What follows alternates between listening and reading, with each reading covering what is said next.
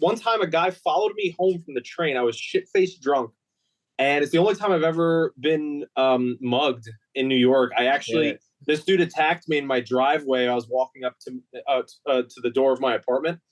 And he was, we fought and like I beat him and then he was crying. There's all this stuff. What? But like,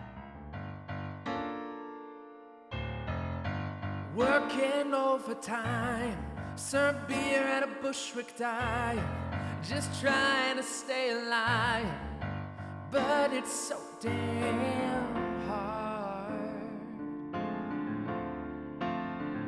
But I will not worry, though life ain't going as I planned. I hurt and behind, but it's so much harder. Well, I keep doing the best I can. Welcome under the Apron, the podcast that discusses the Jesus Christ. I can never get this right. Welcome to Under the Apron, the podcast that gives you a peek under the pink underbelly of the service industry. One day I'll actually get that right. Hello to everybody out there. Yo. Yeah. We have a very special episode today. We have a very special guest. We got some Mike's Hot Topic and some other stuff that we'll tell you in a second. And most importantly, it's important to tell you that this is the second time that we're recording this podcast because I fucked up as the new producer. Chris, if you ever hear this, I'm sure you'll love the fact that I don't know what I'm doing and we miss you dearly. But we recorded this once already, and I managed to delete the first half. So if you see clips and you're like, why are they wearing different clothes in different clips? It's because this is 3 weeks later, I believe, and that's why. A month older, a month wiser. A month older, a month wiser, and still just as excited. And mostly it was an excuse to be able to hang out with our guest again. So that being said, we have our co-host, our new co-host, our co-host as usual, our new as usual co-host, Mikey Frappuccino. Thank you so much, Laurent, for crushing the intro as always. Fantastic. All right, well, so this is going to be my first time. I'm going to introduce, not introduce, but I'm going to give a little breakdown of what's going on today. After I'm done, Laurent is going to introduce is that the word? Introduce? Yeah. Introduce. We are crushing this intro. Yes. So to introduce our guest, who is back for the second time. We're so glad to see her again. Our guest will tell a story, a brand new story, let's say, that we haven't heard the first time. That's right. That's right. We've never heard this story. Yeah, we're going to hop into some topic roulette where we all trade topics that the other people don't know about, and then we discuss. We're going to do a bit of Q&A with our guest. Oh, no, wait. Did we do that the last time? Yes, we did. Right. Okay. Yeah. Oh, yeah. So we're going to, when we cut it in, it'll all make sense. We're going to do a Q&A. We're going to do Chris Marcella's Fast 10. There we go. And we're going to finish with a quote or a joke from our guest. So I'm going to kick it back to you, Laurent. Thank you. I think we're both doing so well at introducing this show. So our guest today, again, very special guest for me, somebody who I love dearly.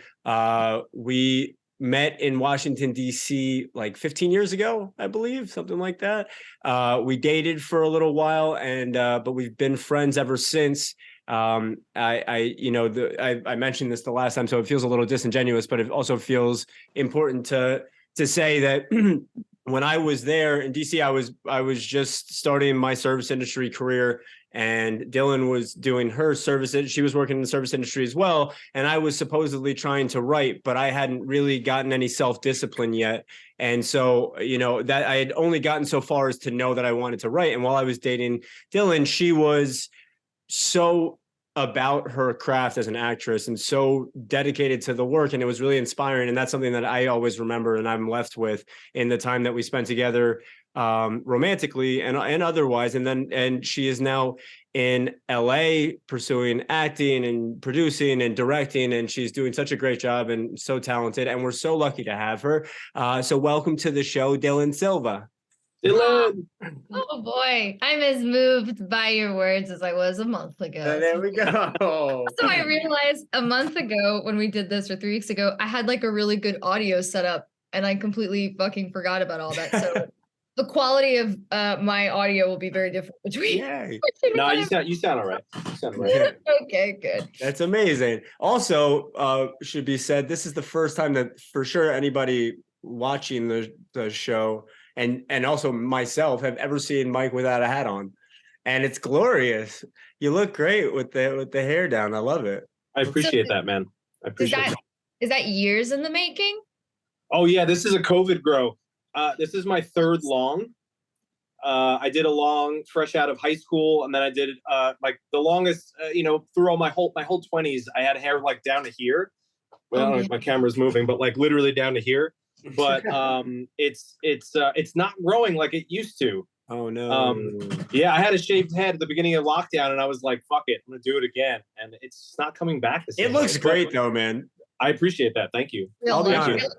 I like that you call it a long. I've never heard that. I've been doing it's my third long. Yeah, look, and I have you guys both have glorious hair. Dude, check out these grays too. Come on. I think that's pretty cool, man. Established gentleman. Yeah, punk rock. But Dylan, how you feeling? What's going on? You just told us off air that you're on your way to Israel. Yeah, things are good here. Going abroad for a bit. Hopefully protest a little bit out there, and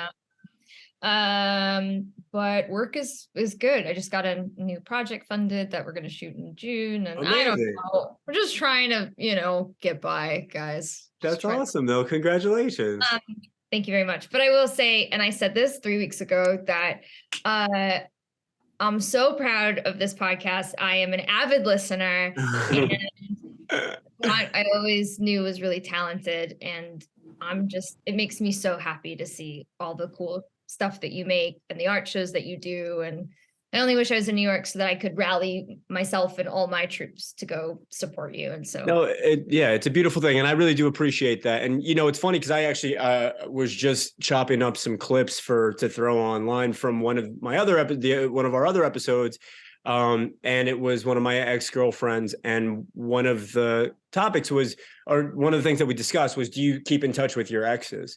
And I think that it's just, I think it's a beautiful thing when you I love you. I think you're wonderful. I'm so proud of you. And I feel like that's reciprocated. And it's great to be able to have these people in your life who mean so much to you. And just because the romance isn't there anymore doesn't mean that there's not so much, a wealth of friendship to be had. So I feel fortunate that we've kept in touch as long as we have. We also only dated for like 3 months. For 3 months. I think we had like a soul connection in a friendship that was really deep from the get. So, I agree.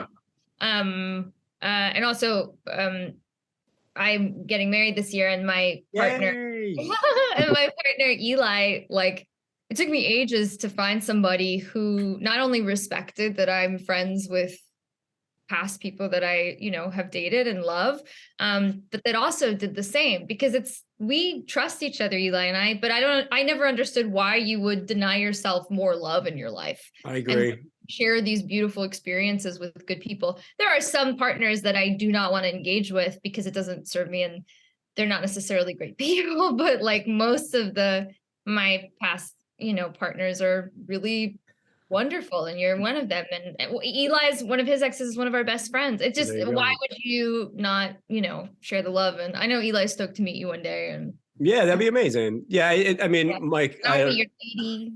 Yeah, I don't know. Just a last thought on that from my perspective is that I honestly believe that that's like a social norm that is so antiquated and built in insecurity and weird whatever. I don't know how it all formed, but everybody sort of it comes with the computer. Fucking what's that game that you used to play? Mine doesn't matter. Minesweep. Minesweep. It's I loved Minesweep, but this is like, it comes with your computer that it's like, hey, you're supposed to not talk to your exes. And you're like, wait, why? What? This is like a file from like 1994. I don't need this anymore. I guarantee you it was a man's idea. Probably. Yeah. Right. And like, yeah, I get both sides. Like, but to me, it's like, that's about you. If you're a kind of person that is not comfortable with that, I can respect it for whatever, because you're inundated with it before you got to make choices, maybe, but I can't entertain it myself. I totally agree. And it makes it difficult, to your point about having partners with who have differing views, because it's not like, it's like, hey, listen, if you don't care to keep in touch with your exes, I'm not going to lie, there's a little bit of a red flag to me, but fair enough. There's enough people out there. But the problem is that people who have that mindset are feel very weird about me keeping in touch with my exes, because they just don't see the world like that. And so it comes across as like a threat to them. And that is just I'm like, like you said, I don't have time for that. Like I just can't. Yeah. If Eli and I even have like a smidge of something that feels like threat too, that's for me to sort out why, and also talk to my partner and communicate with them about it. It's not like, it's probably not the thing that it feels like. That's just like a symptom of something deeper that's going on anyway. So I agree 100%. Yeah. Welcome back to Under the Apron, the relationship counseling podcast. Take a peek under the apron of talking to your exes. Mike has no exes. He just many girlfriends. I just wasn't sure how long we were going to go with this one. I could certainly talk about it. You know what it is? You know what it really boils down to for me? Is that I spent such a long period of time single. I was single for like 14 years or something, like legitimately. So like my real girlfriends, I would say, is like my high school girlfriend, Laura, who I'm still friends with. Right. We talk on Instagram mostly. I saw her like probably a year ago, but we're totally still friends. Everything's cool. But there is one ex who I think we could be friends now. But when we split, I think we both knew that it was best for both of us if we didn't see each other or talk at all, because like we knew that we were not good for each other at the time, but like there was no loss of love because of it. Yeah. And certainly no loss of attraction. And you guys know how it goes. It's like if those things are still active and you're seeing each other, it's you might as well not break up. You might as well not have all these conversations. You know what I mean? But I know she's married now and I'm married now, and I would love to talk to her again and hang out with her. Yeah, but call your ex. Like I should, right? Yeah, I should. If she's listening, if she's listening, she knows who she is.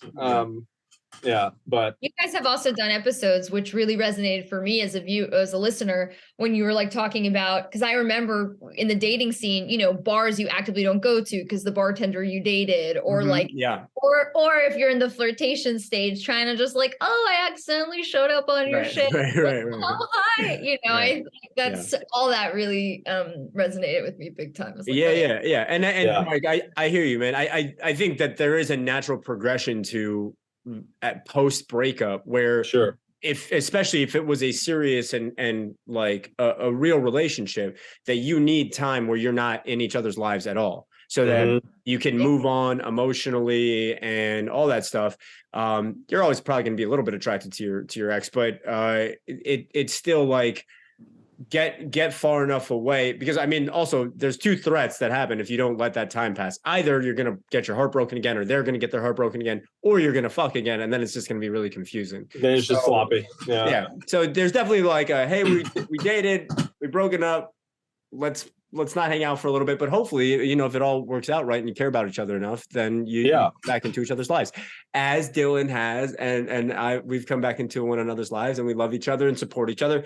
And before we jump into Dylan's story, one last thing to mention in terms of, you know, my time, our time together where we were hanging out a lot and we were dating and everything, is that one day Dylan and I were hanging out at a river, and she drew something on my back shoulder. She just kind of stenciled something, and it was like this very cool, like cute, artistic stenciled flower. And in my 22-year-old body and mind, I was like, I want this tattoo. And I like like jumped in a cab and you know, went to the tattoo parlor not too long after she drew it. And I got it. Don't do it. I don't know how to draw. I don't know. Yeah. No, but you did, like, if it had been done the way that it looked on me when you drew it, it would have been great. But I gave the tattoo artist far too much creative license, and it turned into something completely different. And now I have a purple flower on my chest. Sick. Yeah. So that's fucking dope. Artist invented a flower because I don't know what flower is. He was very creative and not a great artist. But yeah, so and I got two tattoos. You have like a unique, bizarre flower on you. Like, yeah, I've got it. I'll show you. Well, no, I love it. Dude, those are my favorite tattoos, man. Spur of the moment. Yeah. I don't fuck around really with any other one. I mean, like a moment can last a couple days for me, though. I'll say that. So, you know, I come up with an idea and, like, you know, within 3 to 5 days, I'll usually get it. That's how I usually roll with tattoos. That's good. It's like percolating time, even though that moment is not percolating time. It's just a long 5-day moment. Yeah, exactly. Yeah, I gotta make sure I have the money and whatnot. You know, there's considerations. Well, that's the thing. When Laurent got that tattoo, and I think this is also like ties into your guys' show, is you got out of a shift where you made really good tips that day. Yeah. The money in your hand in 22, it's like, okay, I can walk and go deposit it, or I could get a fucking tattoo. And so that exactly. Those sorts of choices are a real thing that happens when you're in the service industry, and you know. Yeah. You know what was for me was getting out of work, and I worked on fucking McDougal Street. So there's tattoo shops and piercings and all that shit all night. So I would get out of work, and I did it a couple times where I got tattoos that I don't regret. They're fine. But a couple of times I wanted to get a tattoo, but I didn't have an idea. So I just got my nose pierced instead. Yeah. There you go. And then the second time I wanted to go get a tattoo, I had no ideas. I looked through the flash, couldn't think of anything. I got my septum pierced, but I don't have that pierced anymore. But there you go. Yeah. So I would just do that instead. Yeah, Dylan, you really just picked up, but that's a very important thing that I don't know that we've ever discussed on this show, which is, and pretty much up until COVID, almost everywhere that I worked was cash in hand. Like, you got your credit card tips in cash in hand. You know, so like almost everywhere that I worked, I never got a check. So I'm literally just walking out with this thing burning a fucking hole in my pocket. And it is fascinating. I mean, I think I'd be able to handle that a hell of a lot better now at my age. But for sure, when I was younger, there were many a month where I didn't know if I was going to make rent, but I did have passion tattooed on my crotch that cost me fucking $200, which was another tattoo that I got while Dylan. Wait, how much did it cost you? Actually $200 probably not, but it was this was DC, maybe $100 plus tips, so $140. But at that time, I needed that money. Yeah. But I also really needed that tattoo. Yeah, you did. You really needed it. Really did. There's one thing I could say about the cash in hand thing about getting out of work. It's like, Laurent, like, you live close to Alligator where you work now, right? Yeah. And I lived in places that, you know, I worked in Williamsburg, I lived in Greenpoint, you know, I lived in Bushwick, I worked in Williamsburg, whatever it was all relatively close.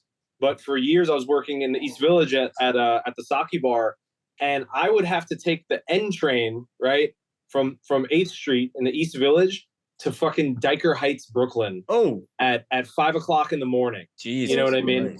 Yeah. So that cab, I did the cab maybe twice. It was like $50 or $60, and I was like, just no, that's insane. Like, I can get myself home on the train. Like, I'm an adult. I've been doing this my whole life. Yeah. And it was always fun. I'd always roll it up and I'd stick it in my sock, like under my foot.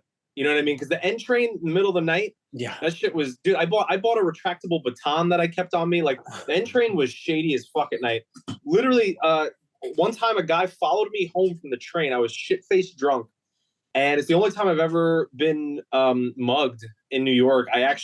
This dude attacked me in my driveway. I was walking up to the door of my apartment, and he was, you know, we fought and like I beat him, and then he was crying. All this stuff. What? But like, yeah, he was. It's a whole story. But he cried, and I started scolding him. And this is all. Dude, there's a video of this. I have to find it in my email. There's a video of this. Like, I scolded him. And I remember this, I adrenaline blacked out, but I remember this very clearly. I was like, bro, you know that this isn't okay, you know, blah, blah, blah. And he's sobbing. And he was still trying to, he was like crying and like still trying to get money out of me. And I was like, bro, you got the wrong guy. And like, I pulled out my wallet, which had nothing in it because all the cash was in my sock. There you go. And then I literally gave him my sandwich and he ran off. Oh, it was really intense. Yeah. God, dude, that's rough. Yeah. Crazy story. I thought this was going to be a story of the amount of times where you got out of a shift and you're like, oh, fuck it, I'm taking the taxi. I didn't. I thought that's what this was. No, that was the night where I was like, oh, so I'm not paranoid for putting my money in my sock. Like, you know what I mean? Yeah. That's a whole other issue with getting cash in hand is just how do I get this from the, because there was a time when I don't know how much it was like a myth or just sort of like an assumption and how much it was based in fact. But certainly I remember feeling as though people would case bars and restaurants and wait for the staff to leave because they knew that they were all leaving with a decent amount of cash on them in their possession. I never actually ran into that, but that I remember being very scared, especially in DC, because DC was still, there were parts of DC when we were out there living there at the time that were rough. I mean, most people that we knew got mugged. I got mugged at gunpoint once, not when I was coming back. Fucking gunpoint, man. Yeah, it was rough. Can't believe that. And I mean, crazy story. And we should jump into the most important story, which is Dylan's story. But I very quickly got mugged at gunpoint, was so like fucking shook that I didn't even go to the cops afterwards. I just made my way to my friend's house and just kind of like let my nerves calm down. But then the next day I decided to go to the police station because I was like, for other people's benefit, I need to, I don't think they're going to catch them, but they should at least know that this is going on. And I told them, and I gave them the description, and they were like, somebody of your description, like a tall white male in their 20s, was on the next block today. So the day after, same exact description, 2 young men and a pistol, and he fought back and they killed him. And so I was like, and I was thinking at the time, when I remember the biggest thing that was shocking to me about the experience of having a gun to my head was I would always think I'm just going to be scared and give them my stuff and leave. But my immediate gut reaction was anger.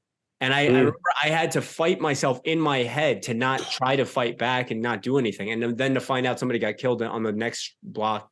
Anyway. Unreal. So, okay. So don't bring your cash home with you, boys and girls. Put it in your bank. Or get a tattoo with it. That way they can't steal your tattoo. Pierce your nose. There you go. Pierce your nose. Get your tattoo. Also in New York, do people even do? I mean, I know in the West Coast, like everyone uses a card now. There's very infrequent that you see cash being passed around. So yeah, I think a lot of POS systems account for that now, and it kind of comes out of your cash due. Yeah, you know what I mean, and then it gets evened out. Within the banks kind of thing. So I'm not sure. Like, are there people who get tips in a check now? I don't know. I'm so Oh no, for sure. That's become the norm. Shit. In the 2 places that I've worked regularly post COVID, you still get your cash tips, but your cash tips are less and less and less because everybody just has card now. Cash is such a rarity these days. Which is bizarre. And that's something that you notice when you're bartending. It's certainly been like a pretty significant uptick in like, hey, nobody has cash anymore because you're so reliant on your cash tips because you're like, I want to bring some cash home. I don't want it all going into my fucking paycheck. But you're lucky to walk home with $100 in cash. And then the rest the rest of it's credit card tips. And so it goes into a paycheck that you get either at the end of the week or every 2 weeks, which is great. Man. In terms of being responsible, but it's right. Slow it down. Yeah, slow it down. You don't need so many tattoos on your fucking pelvis, bro. I was gonna say, I wish I got. It's funny. I was like kind of talking shit about it in my head until you said that part, and I was like, wait a second, that actually is kind of fucking brilliant. I kind of wish I had that. Yeah. But then you have to claim all of it, right? Because you've got paper trail of every tip. So that's part of the issue is it does get on your taxes a lot more, and then we're not encouraging anyone to not put things on their tax. Right? Sure. No, listen, we're all American. This is a patriotic podcast. But okay. let's be honest. It was one of the benefits of working in the service industry is that you could sort of because you're not making that much money to begin with, and so Yeah. Anyway, it is a transition that's happening currently, cash in hand to, I would assume in the next 5-10 years, it's just going to be paycheck. We're going to be in Star Trek. We're going to be on credits, bro. It's going to be all credit, universal credits. Sorry, no, please don't. You go. No, just it always bothered me when in the service industry. I never worked in the state of New York as a waitress, so I'm not sure what it is there. But in the states I worked in, and specifically DC, mostly our hourly pay was such garbage. Oh, it was so bad. $2.70. And when I came to California and I learned that their laws are actually slightly better, and they do family meals, and it's not a archaic thing that doesn't exist anymore. It's sort of like, wow, we were treated really poorly. And so no wonder, your cash is so vital, because it was hard to survive sometimes. Yeah. 100%, and not vital enough not to get just random fucking tattoos with all the money that I just made, but still vital to enough. But okay, listen, first of all, I just want to say truly and sincerely to both of you, I was like, oh shit, how's this going to go? It's a second run, whatever. We can't shut the fuck up. We're having so much fun talking to each other. So I'm glad that we did this. This is, it's nice. I'm glad that we were inspired to have like some organic conversation, because I didn't want to just be, trying to repeat. So this is nice. This is fun. Let's keep it moving. And let's kick it to Dylan for her service industry story. Wait, Mike doesn't Mike have a topic or something? He's doing hot topic, but he's doing that after you. Oh, after. Okay. Didn't you listen to me botch my intro about the order of everything? I did, and I clearly was confused by it. So exactly. Okay. My story is okay. I'm going to paint the picture again as if Mike has never heard this before. So, Mike, when Laurent and I lived in DC, it was very different than what it is now. It felt like a melting pot to me, a couple blocks different. You felt like you were immersed in different communities, Ghanaian communities, Ethiopian communities. There was one strip that was specifically for jazz music. It was such a beautiful place, and you constantly felt like you were a visitor in someone else's home, but a welcomed one. Cool. And Adams Morgan was this 2-block strip where we would always kick it on Friday, Saturdays, nights.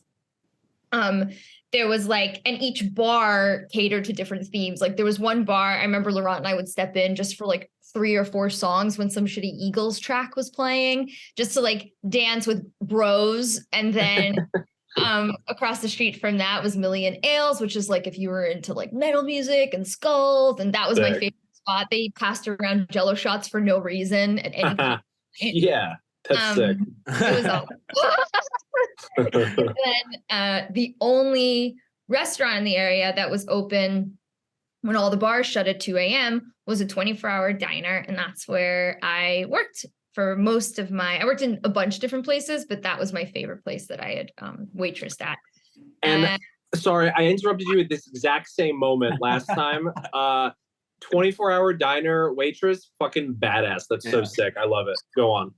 It's I went to DC 2 years ago, and I saw that place is not 24 hours anymore. I think they close at 9 p.m. It's just Adams Morgan is not the place anymore that it was at all. It was a time in our lives that kind of feels like is not.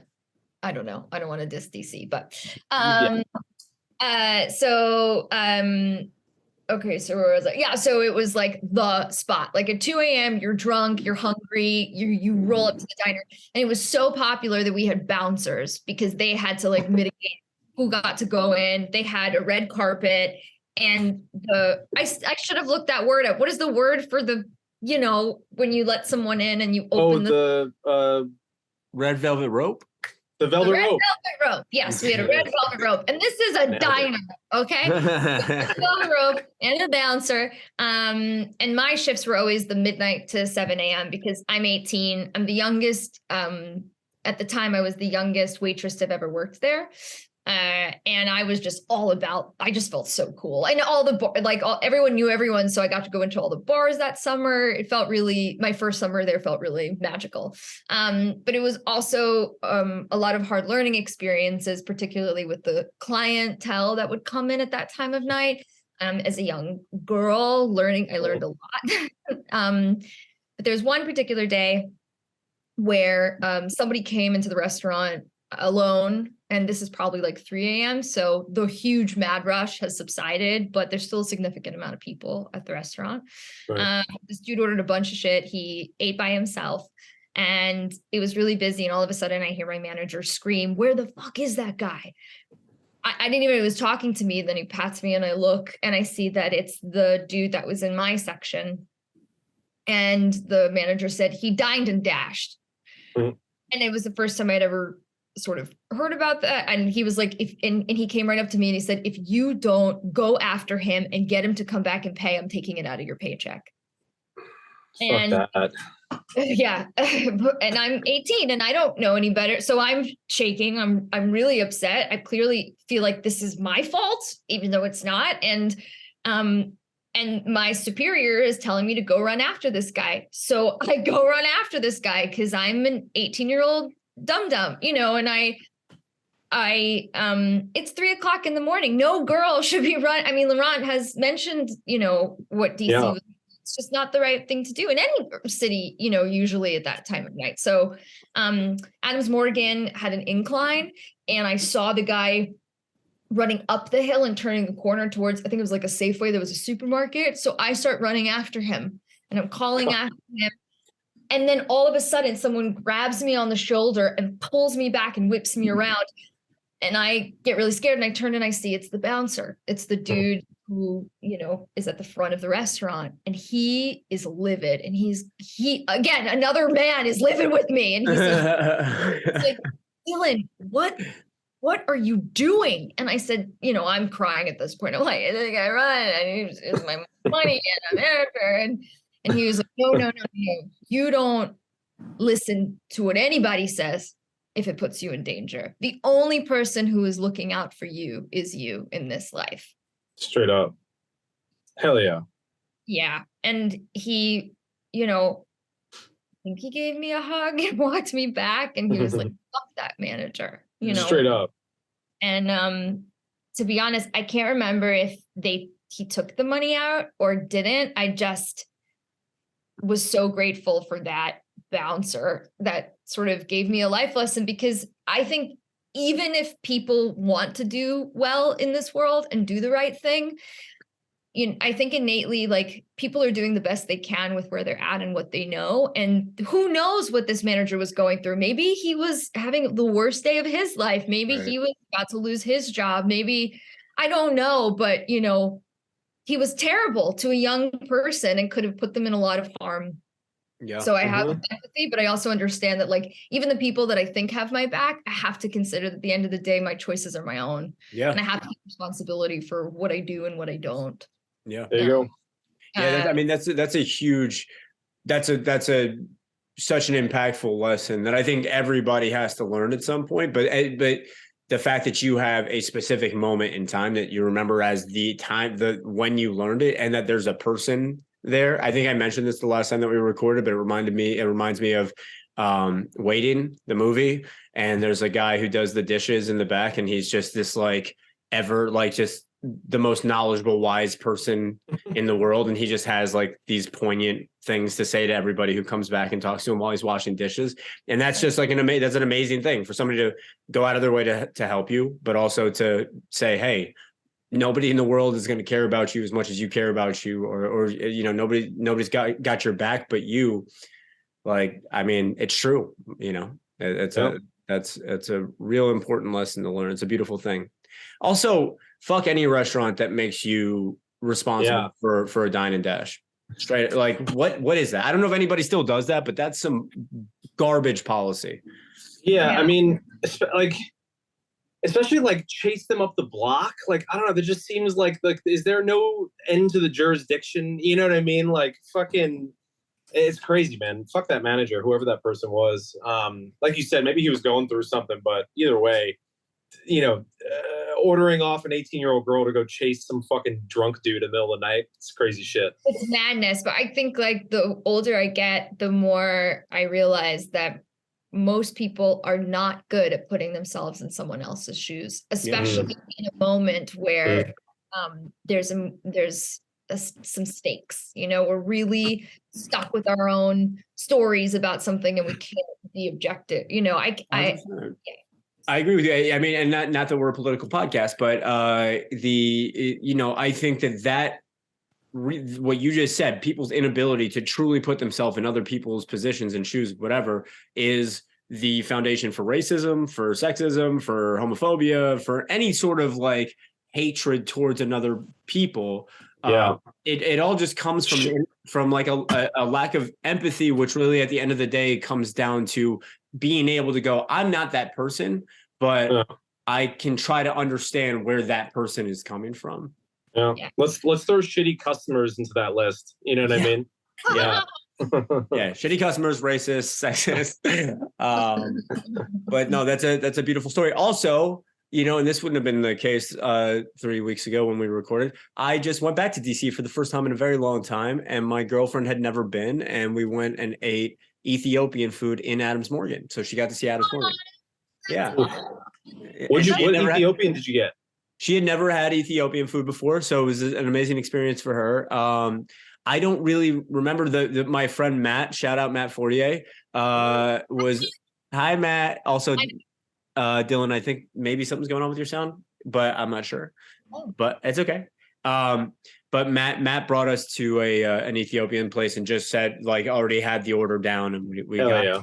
But it was cool. Also, shout out to my girlfriend, and she may hate me for saying this, but she doesn't know shit about politics, so she didn't know shit about DC. But as she is just a happy-go-lucky person, she's like, "Yeah, I'll go to DC. Yeah, I'll see what's up." And I was like, "Is there anything that you want to hear that you want to see while you're in DC? This is a trip for you. I live there. Like, I want you to be dictating. I know you don't know a lot about the city, but is there anything you want to see?" And she's like, "Yeah, I want to see the White House. And I want to see the place where Forrest Gump gave his speech." Yeah. And so we went to the Lincoln Memorial, and she's like, "Oh my God, this is where Forrest Gump gave his speech." That's glorious. I'm a huge Forrest Gump fan, so I respect that. That's American history right there, baby. Man. It was a beautiful. It was cool to get back and see it through somebody else's eyes who had never been there before. Okay, moving right along. We have gotten to the very highly anticipated part of the show. Mike's hot topic, baby. Yeah. All right. Welcome, everyone, to Mike's hot topic, taking you just a little deeper into the pink underbelly of the service industry. Woo, that sounds I'm calling today's segment "Tipping to America." Oh.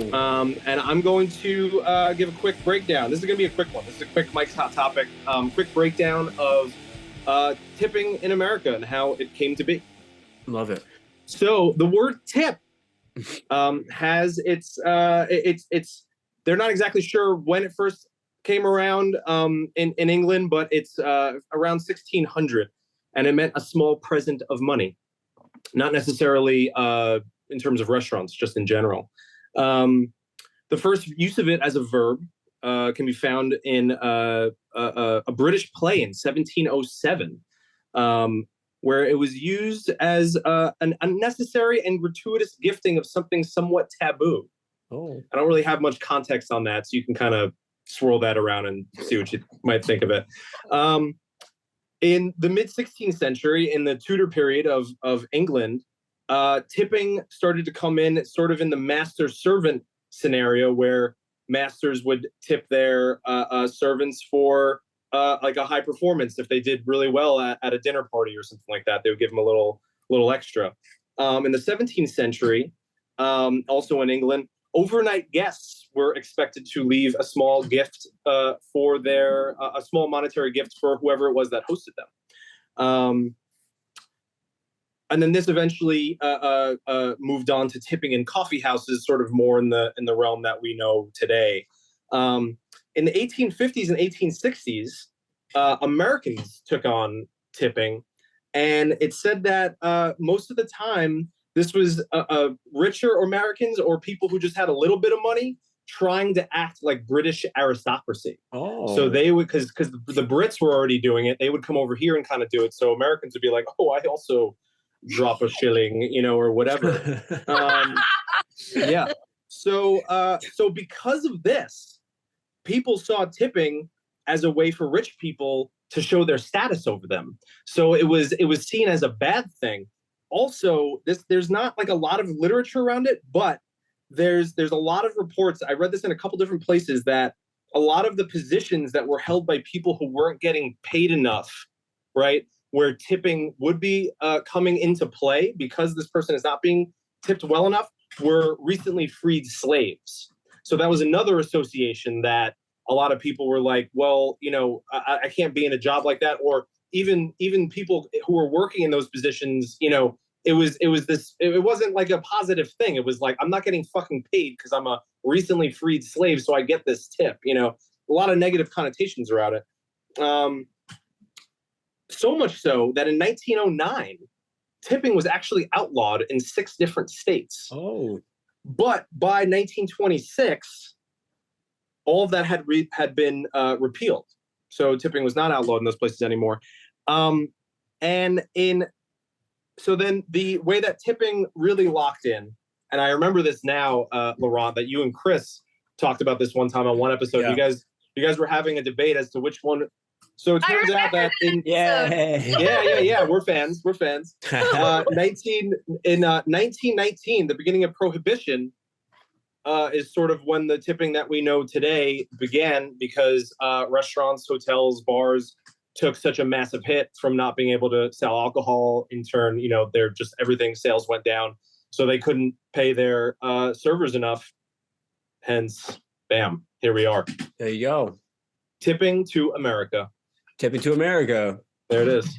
Not a beautiful history, which honestly feels validating because in its essence, it's a very tricky thing. I mean, you guys have talked about how it serves, you had a bartender, like who I need to go to her bar, but like some killer bartender on, she was saying she benefits from it, but that's a very select few. And it is a way for a lot of businesses to get away with paying less. And, and yet the businesses say they can't survive if they pay their employees more because that's the most expensive part. Yeah. No, it's fascinating. I mean, it's fascinating how we got here, and then it's also fascinating to me because there's an ongoing debate of, do you stop the tipping altogether and then have people paid just a paycheck? And the reality, as we mentioned on that episode that you're talking about, Dylan, which is with Janelli, there is a top 20% of people who work in the service industry who would be fucked by that. And I'm included in that because the money that I make, I exploit the system. I've broken into the positive end of that system where I am getting paid regularly well enough and I would lose a lot of income if they were to change that system. But there's 80% or 70% of the people in the industry this would actually really benefit. So the whole tipping thing is fascinating. Thank you, Mike, for taking the time to put that together. It's interesting. It's a weird world that we live in. All of that. So, anyway, I'm so glad that we got to do this. This was a lot of fun. I don't know if either of you guys have anything left that you want to add to this before we kick it back to ourselves 3 weeks ago. Go back in time. Can you edit in at that moment when you switch over? Could there be like a? I'll try and find it. Oh, dude, find a sound clip of Wayne's World. Wayne's World. I feel like he could just use the noise you just made. Yeah, dude, wait, this will be a test for your audio knowledge, dude. Can you reverb me out? I don't know about that. Yeah, come on. This will be the hold test. Up. All three of us just do the sound. Okay.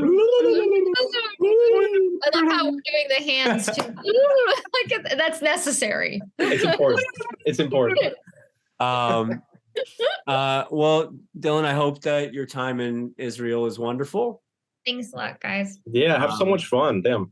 Yeah, it was good. I'm surprised. I shouldn't be surprised. I enjoy hanging out with both you guys on Zoom, but I'm just pleasantly surprised by how easy and fun this was. So, also want to say real quick, because I forgot to say it, Check us out on Instagram. Check us out on TikTok. Check us out. Thank you to Private Jet for sponsoring us. Thank you to, we have a bunch of new sponsors. Manthong is one of our new sponsors. We got, what else do we got? I forget, but we got a couple new. It's fake or real, but I really hope it's real. Have you not seen that? I'll send it to you. We have a great ad for Manthong. What? Yeah. But yeah, I'll tell you what, you're gonna be disappointed. You're not gonna get as much as you want. I told Laurent. You're not the only person. I'll leave it at that. I got a text from a couple people. I've been there and done that, right? That's true. Like, but not in a thong. You've never seen it in a thong, or have you? I don't remember. Maybe you have. I don't know. All right. On that note, we'll kick it back to ourselves for some topic roulette. Thanks, everybody, and thank you. All right, love you.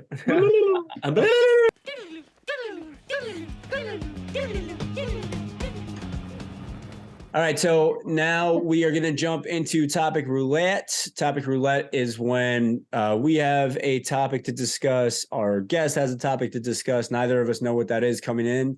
And we talk about it for 8 minutes and then move on to the next one. So, Dylan, would you like to start? Sure. Okay.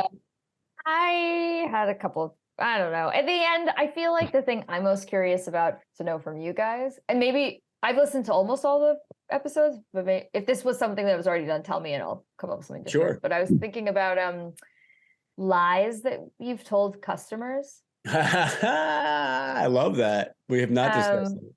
Okay, good. Because there was such simple stuff that I would fib about, like it, especially at the diner, a lot of people would ask for half calf coffee, which meant pour half regular coffee and then half decaf coffee. And that was just 2 steps too. And if it was busy, I would forget all the time. So I'd, bring them a coffee and they'd be like, this is half calf, right? And be like, oh yeah, of course. Yeah. Definitely. And like things like that are like, I can give small and big examples, but yeah, I'm curious from you guys, like, what are some of the shit that you've lied about? I love that. Do you, are we thinking like simple ones or more nefarious ones? Because I mean, What are you thinking about? Yeah, come on. Well, listen, here, when I was working at the Comedy Cellar, I felt like maybe nefarious was the wrong word. That seems like I'm not like that dastardly, like, making this shit up like behind the bar. But, sort of like, because I worked at the Comedy Cellar. So like a big aspect of my job was like answering questions about, I would put people's reservations in for the shows and stuff like that. I'd answer questions about the lineups.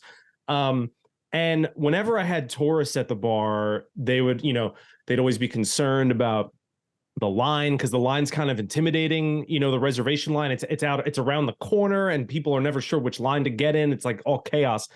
So I would sort of play up like how crazy it is out there and how I don't really know the line guys that well, which was complete bullshit. They were like some of my best friends.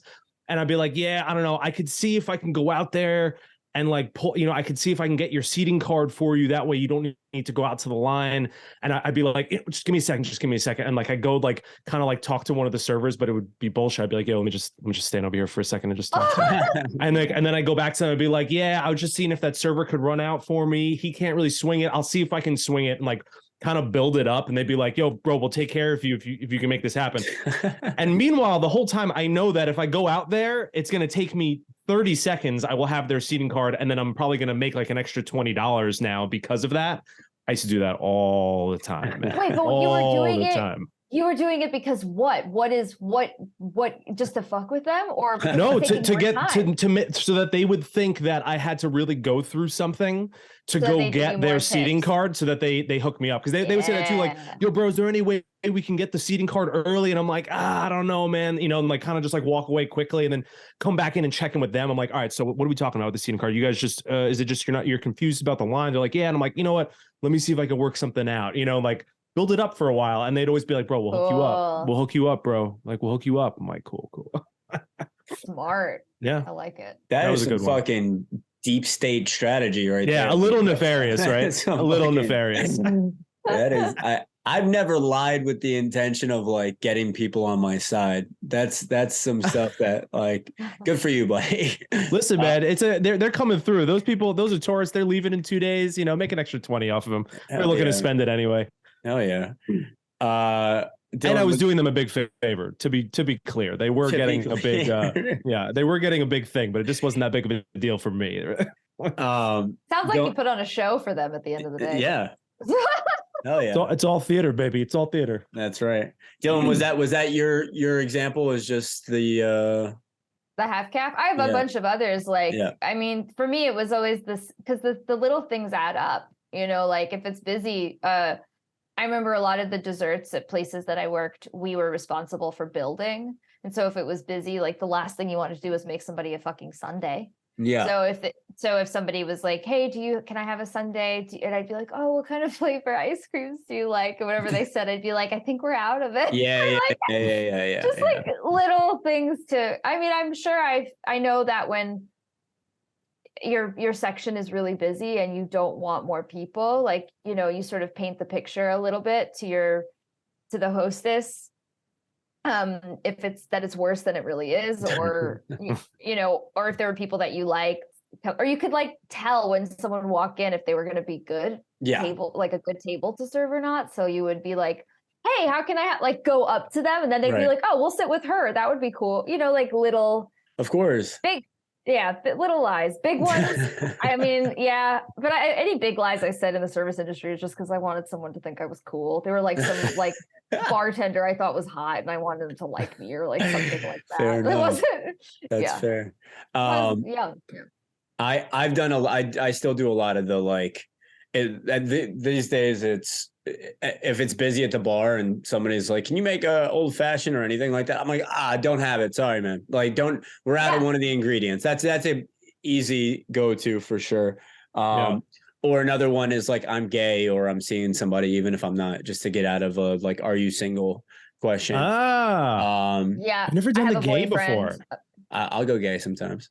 And then to fully axe it, right? Yeah, exactly. Because sometimes the question is, are you straight? And I'm like, I don't know. I want this line of questioning to end here because I know there's a follow-up question. I know where we're going with this. So I'm like, no, I'm not. Thank you for asking. You lift up your shirt, show her passion. I'm like, show her passion. Be like, what do you look think, like I'm babe? straight? But the biggest, by far, the most like severe lies and the most consistent lies that I've ever told in my service industry world has been to get out of work. I have come up with some real creative ways to not come into work. So the one that I've told on this podcast before, which is the most memorable and the most fucked up, and I genuinely do feel bad about this, is that for some reason, when I was in DC, I don't think you and I were dating anymore, but we might have been because it was at the restaurant that it was at Front Page. I visited Laurent so many times. There are so many nice pictures of us all there. There are. But Laurent hated working there. I did. Like, he lasted a lot longer than anybody thought you were going to. Oh, no, I know. Trust me. But I for some reason, I really wanted to be off for St. Patrick's Day. And this restaurant that I was working at is like a huge, like they crush on St. Patrick's Day. So I knew I needed like a big one. So I went into the office and I literally started crying and I said my dad had just died. And he still tried to keep me on. It's like, I can't. I don't know. I'm not going to be able to serve these people. I don't know what to do. And then finally, the manager's just like, "Okay, Laurent, just go home." And I was like, "Thank you so much. Thank you. I'll call you and let you know how I'm doing." I mean, and your dad does. I partied for like 3 days straight. Fucking shit, I am. Jesus, sorry. You probably felt like your dad had just died, right? Yeah, I did. I did after 3 days of partying. I definitely did. But yeah, that was a bad one. And your father lives in another country, so you also knew like he's not just going to come in for a shift and be like, "Hi, I'm here." Right. Yeah, never exactly. Gonna happen. You know, I never thought it through because he does visit every once in a while, so that would have been real rough if he was like, "I want to see the place that you work." I'm like, "Okay, we can go, but you can't tell them that you're my dad." you're like, my uncle. Yeah, you're standing in the office crying, and like your manager's just looking at you like, huh? You're like, he's standing right behind me, isn't he? Yeah. Exactly. Yeah, that was bad. I'm trying to think of other lies. I can't. You I have can't. mentioned some inadvertently, like in episodes. Like you talked about one where someone was rude to a friend of yours, and then you're like, you were just dissing the manager. Yeah, I think we lie so much more than we realize in the service industry. And it's not because it's not coming from a bad place. It's just sort of like, you have a good one. I just thought of a funny one. I just thought of a funny one. It's more along the lines of like, I'll just put it this way. We used to do in the cellar, because it's a service bar. Not one customer can see anything that's happening for the Comedy Cellar service bar. So you can pull a lot of weird, if you have to mix the drink completely incorrectly, you can do whatever the fuck you want. Because most of the time people don't even know what they're drinking. But we used to do like a dry Chardonnay with a splash of cranberry. Rosé, baby. Done. Dude, I'm talking whole nights. Every glass of rosé we poured. And this was like when the rosé thing was happening, like what was that, like 10 years ago when rosé like really fucking like popped off for like a few years? Dude, entire nights, 4 shows, not one complaint. Not one complaint. Splash of cranberry in a dry white wine. There you go. That's a great tip for all you bartenders. Yeah, listen up, youngins. If you ever need, or for anyone who ever goes to the Comedy Cellar, now they know. Don't ask for rosé. They know what they're doing really fast. Don't tip the guy who helps you with the line. Yeah. Also, don't go to the fucking Comedy Cellar and order a rosé. That doesn't make sense. That's the shit that pisses me off. That's why I have no problem telling people that I don't have the ingredients for some of these cocktails that they ask for. I'm like, this is a dive bar, man. Like, we don't have a fucking peach martini. Like, why would you want me to make that for you here? It's going to be disgusting. If we have it, it's going to be disgusting. Yeah. You're like, this is alligator lunch. Don't you smell it in here? Like, yeah. Dude, the worst. Also, another, like, the lie that most of us are telling every day that we work in the service industry is like, I'm happy to be here. Right? Like, that's like, you're full on living a lie your entire fucking experience.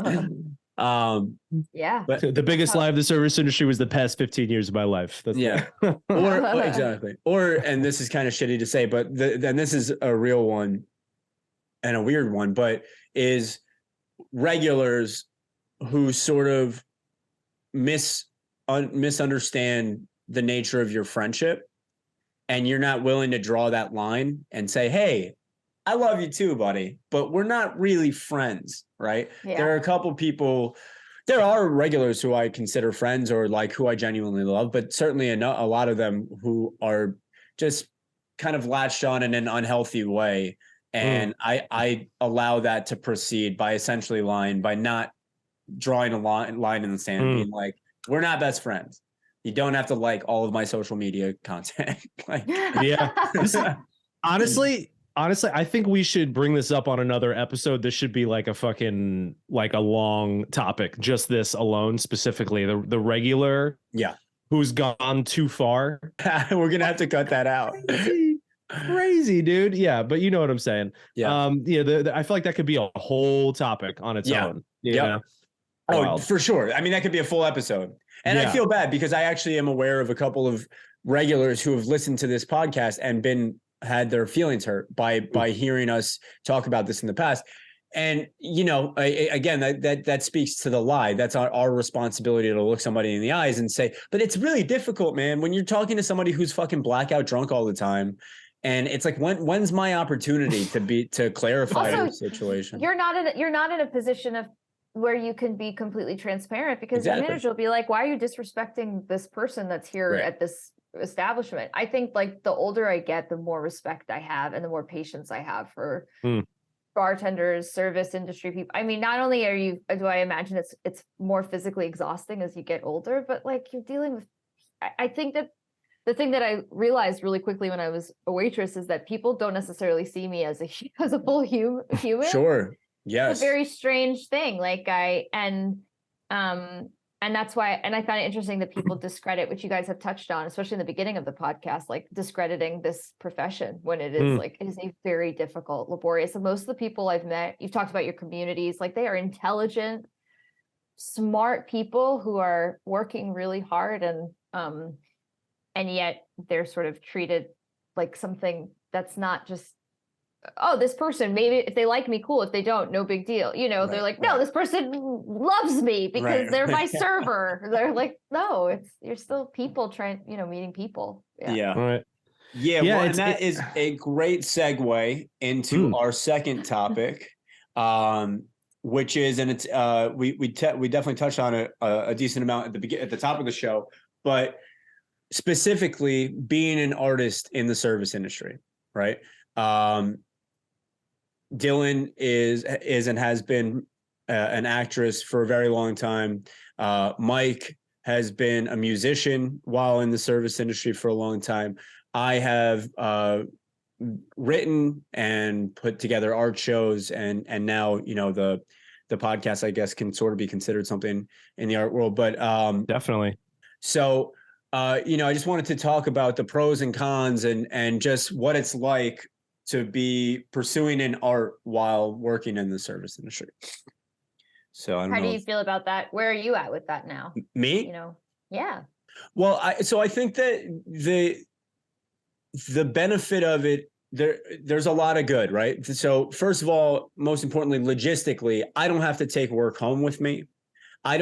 It's so easy to be in this little box that's over here. Right. There are not too many jobs that allow you to be somewhat financially stable that don't require a lot of your brain data outside of work, or that stress you out so much that it affects you on your free time. So it's perfect in that situation, as long as you're pursuing it the right way, which, for instance, you were. Like I said, when we were seeing each other, you had found a balance where you knew what your free time was worth, and you were going to put yourself into that space and use that space.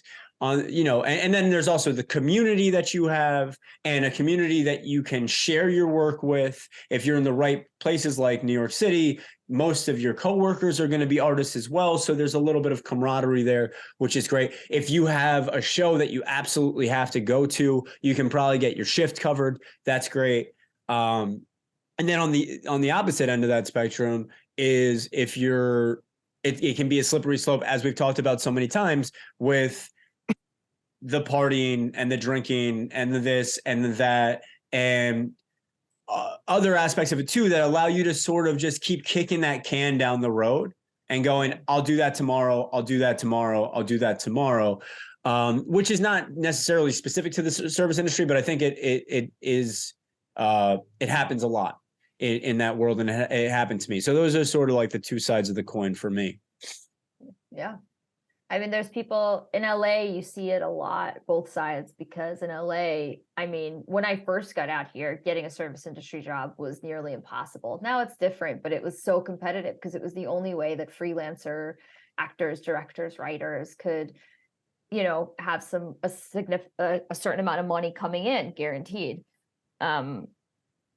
And it was really interesting to me, the ones who, I mean, it's physically exhausting. It's mentally, you're right. It's not requiring as much data space, but at the end, you're going through so many emotions, and you're so tired at the end to like show up for yourself. It's a really hard thing to do. And there were people, I dated bartenders and waiters, and very few of them was I able to continue on seeing, because it became really apparent really fast that, no judgment on them, that they are really struggling with showing up for themselves past the, meeting their rent. And I couldn't, I know how hard it was for me to do that, to show up. It's like having two full-time jobs, and yep. I could hold space for it, but I can't date that all the time, all the time. It's a really hard fine line. But like most of the cool restaurants in LA too, you'd be like, oh, John Hamm was a waiter here, or da was a wait, so no shit. Keep the dream alive, Yeah. Hell yeah. Hell yeah. Yeah. Speaking of keeping the dream alive, like I thought about this from what you said, Laurent, about that I'll do that tomorrow. I'll do that tomorrow. Right.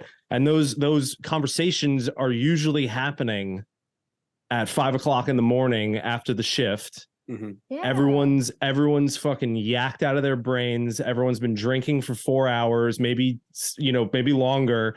And that I'll do that tomorrow isn't happening tomorrow.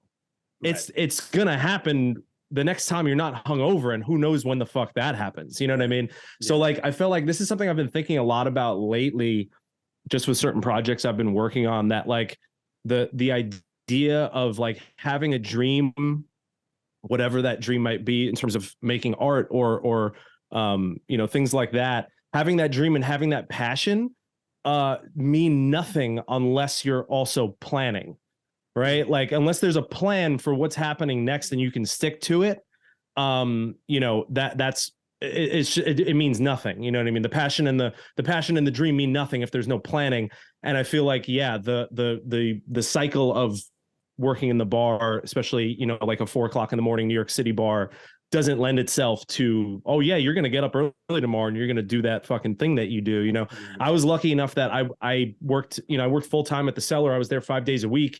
And my 2 days off were Tuesday and Wednesday. And those just happened to be the days that the band that I was in rehearsed on already. So like, I had this perfect fucking setup, you know what I mean? Where I could actually even drink, say, like on a Monday night, and then still be able to make it to this thing. But I was also working with so many people that were doing the same thing as me. A lot of musicians that I work with, played shows with, that just couldn't wrap their shit up and move to the next phase. Every night was the same story about how they're finishing the record, they're doing the whatever. But that being said, I will say one thing though about bartending is the networking that happened that propelled my career, like in small ways, but 100% propelled it. I mean, like, one small example was I'm not even exaggerating, in the same week at my bar, they were just my customers. I met a man who did music licensing. So like, where they buy, they pay you for your song, they put your song in a commercial or a movie or whatever it is. I met him, and he knew my band, which was just amazing to begin with.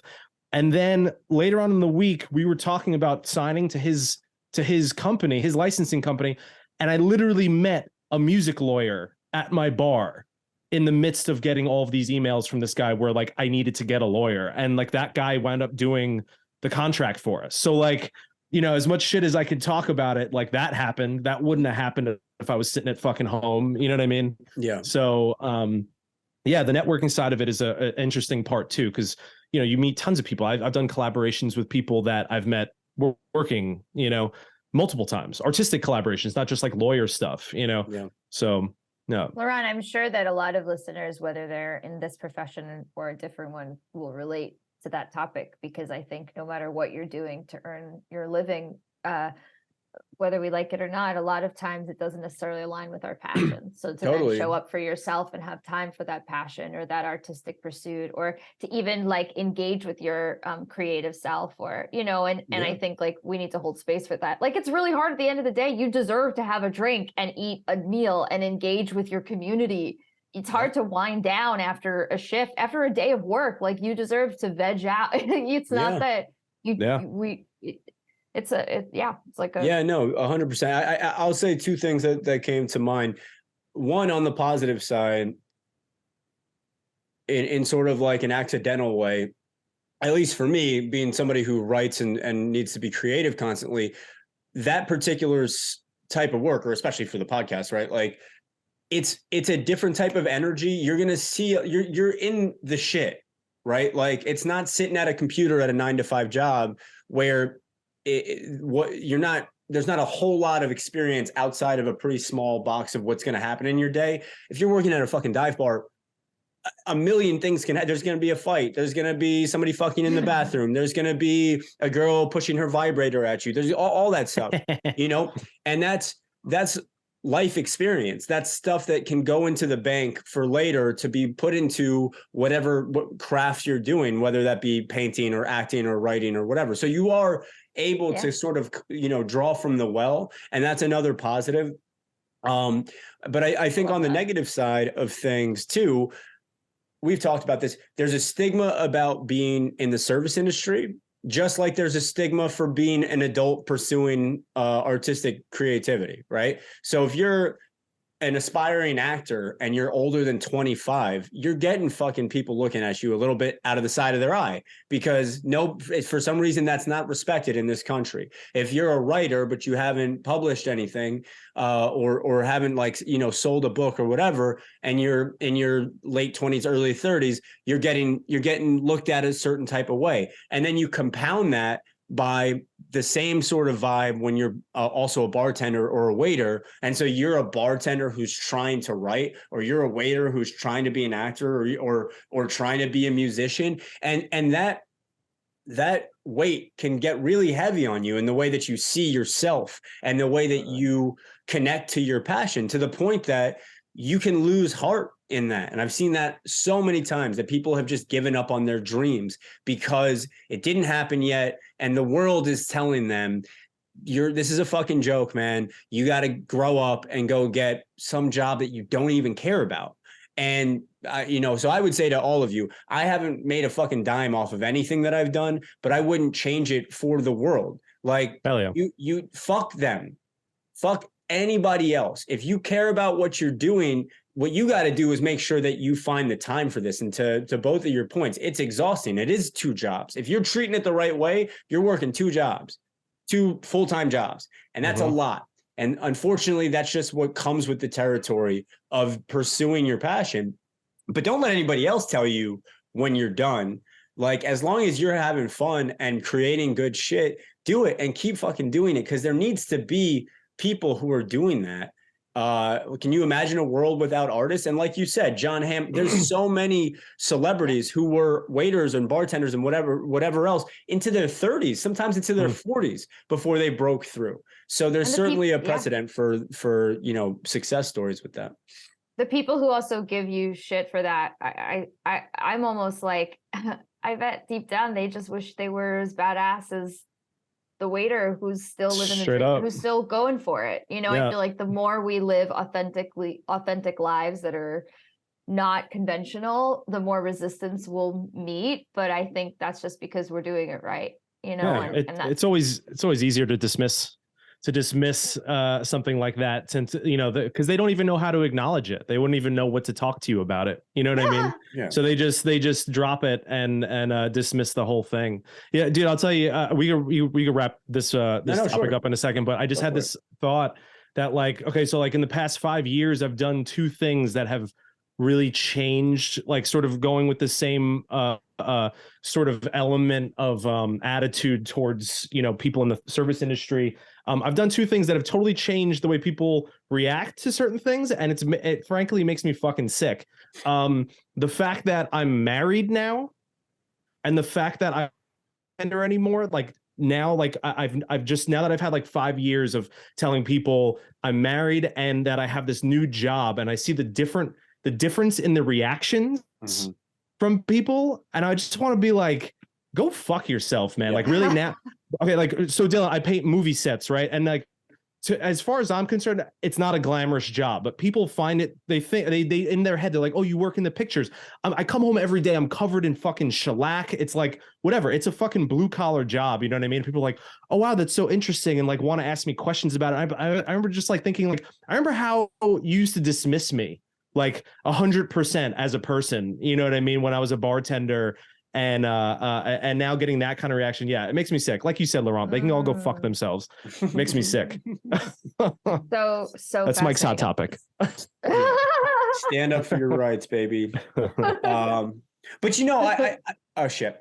I do think that it forces you to have you have to walk through that shit, right? So the fact that you did makes you stronger if you're willing to do so. So anyway, that was great. I love both of those topics. And we are running a little bit late, so I think we're gonna wrap this up here. Dylan, first of all, it's great to catch up. Thank you so much for doing this. You've been awesome. Of course. And quite the pleasure. Quite the pleasure. So we're going to jump into Chris Marcella's Fast Five. It's all yours, Mike. All right, Chris, welcome everyone to Chris Marcella's Fast Five. These are Fast Five, and I'm never get this right. 5 rapid fire questions coming at you, Dylan. I need a quick answer from you. Don't take any more than a second. All right. Okay. I need you to be here with me. All right, you ready? Very. Do you prefer your broccoli sautéed or steamed? Themed. Would you rather serve a table of 5 13-year-old boys with no parental supervision, or a table with 5 kids under the age of 7 with 2 parents? 5 kids under the age of 7 with 2 parents. Any day. Don't. 13-year-old boys with no thanks. Brutal, right? Yeah. All right. I had a couple of 13-year-old boys snitch on me, and I got a parking ticket the other day. Dude, 13-year-old boys, fucking narcs, bro. Yeah. Fucking narcs. These fucking kids these days, see? Yeah. Laurent, it always comes back to this every episode. Fucking this new generation. All right, number 3. Fuck that kids. Number 3, what is your favorite candy? Whatchamacallits? Do you guys know what that is? Whatchamacallit? Oh, I can sing that. They still exist. I'll sing that whole jingle right now. Don't make me do it. All right, number 4. Have you ever lied to a clergyman? No. Number 5. Number 5. You're going to prison for the rest of your life. You could bring one DVD picture with you. What is it? Punch Drunk Love. Oh, nice. Wow. Classic. That's a new one. Favorite. That's my favorite. Yeah. Okay, right, well, that's guys, it. Great job, Dylan. That's Hell awesome. yeah. When you said whatchamacallit, I thought you were like trying to think of what the name of the thing was. It's a chocolate bar. I know what it is. One time I literally, wait, this is no joke. I literally tore a tendon in my in this hand when I was on tour one time, and but I was about to play a show. And so I went up to the sound guy and I was like, bro, do you have like a popsicle stick? Because I jammed my finger and my finger was stuck like this. Like literally 20 minutes before I was supposed to go on stage, I jammed my finger and broke my tendon. And he gave me a whatchamacallit, and I splinted my finger with a whatchamacallit. No shit. They're amazing. Yeah, they're versatile. Multi-purpose. Okay, so guys, we're gonna end the show here in a second. Our guest is gonna what's it called? Lead us out, take us out, whatever the fuck, with a quote and or a joke that she came with. One last time, thank you to Under the Apron for being a podcast. Thank you so much to us. Thank you to Private Jet for sponsoring us. Again, check them out on Instagram if you are a marijuana enthusiast in the New York City area. And check us out on Instagram and TikTok. We're blowing up. We got new stuff all the time. Hell yeah. We're fucking influencers, baby. And Dylan, before you close us out, do you have any plugs? Where can people find you and your work? Oh, my name's Dylan Silver. They've said it. Just, I don't know, Instagram. I direct as well. You can watch my work. My documentary, Mine Like Still Waters, on Amazon. It's all over wherever you stream. Cool. What is that about? What's horses. The doc about? It's about women's lives get changed through horses. Look it up. What a pitch. You can watch all my work. I direct, I write, and then I act. You can, if you know what, you write a name, you find shit I don't even want you to find, There you go. But it'd be pulling a up your pleasure. IMDb. Follow me. There we go. Oh, yeah. Pull up my IMDb. Look her Find up me on Instagram. OnlyFans. And we've come to the end of the show, and that is Dylan is gonna tell us a quote or a joke. Okay. Can I give like 2 seconds of context for the quote? Okay. I took a photography class and I was struggling with my photographs. They felt like shit. And I asked the teacher, what can I do? And there's something called the shutter speed. It's basically how long does the barrel stay open before you're how long can you take the photograph for? And I was like, I'm like doing a visual with my hands that looks like a dick, I guess. Okay, anyway. So This guy was teaching me about how long, before you, and then. Oh boy. He was teaching me how long do I keep the shutter speed on? How long do I capture the image for? Anyway, he had a quote from one of his professors that was called 60 and be there, meaning 60 is the let's call the length of the exposure. But what it means is you got to get close. It means just be in the thing, just go to the thing. And I take that to heart. So Laurent touched on it a little bit in this episode, but like, you want to be a part of something, go be a part of it. You want to experience something, go be in the mix. You want to feel something, like go be in the thick of it. And I take that, I believe we can use that as artists, as human beings. And yeah. What was it? Say the quote one more time. 60 and be there. 60 and be there. So it just means take the fucking picture and get the moment that you saw. Get in the mix. Because to be at 60, you gotta be close. Subject. I like that. Not That's too good. close, but you want to capture the thing, you gotta get it. You gotta get in the mix. I like it. Beautiful. There we go. 60 and be there. Get in your own shit, people. That's a perfect wrap up. I like that. Yeah. All right. Well, this has been fun. Dylan, it's nice catching up with you. Nice to meet you, Dylan. You too. All right. Goodbye, everybody. Bye. Great time. Thanks for listening.